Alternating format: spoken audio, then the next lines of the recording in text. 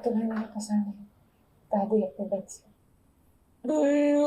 Ayoko.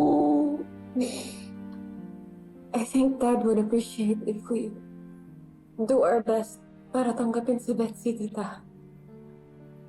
Mahal, hindi mo mapipilit si Tita Connie kung ayaw niya talaga. Naiintindihan ko po kayo. Kailangan din po natin intindihin si Daddy.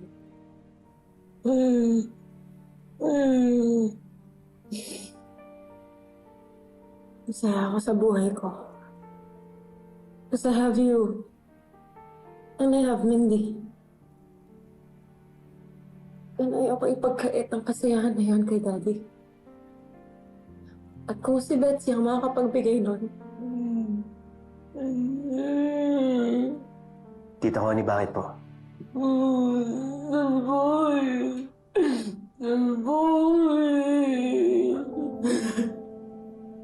Ko, tita.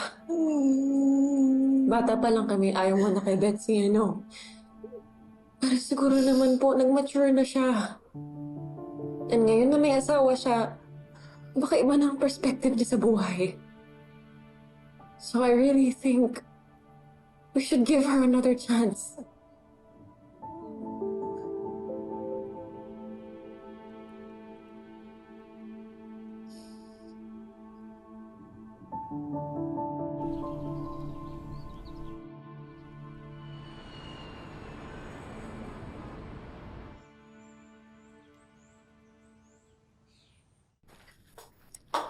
Here, Dad.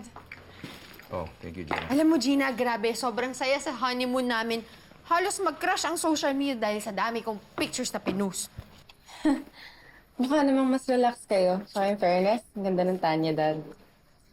Anyway, magpa-prepare lang ako ng food. I'm sure you're hungry. Ay, sandali lang. Bago ka mag-prepare, may surprise pala ako sa'yo. Sige, buksan mo. Dinadot ko talaga yan para surprise. Thank you.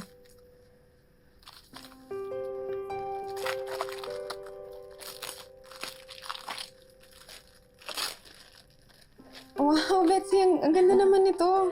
Alam ko kasi favorite color mo yan, kaya ikaw agad yung naisip ko nung nakita ko yan.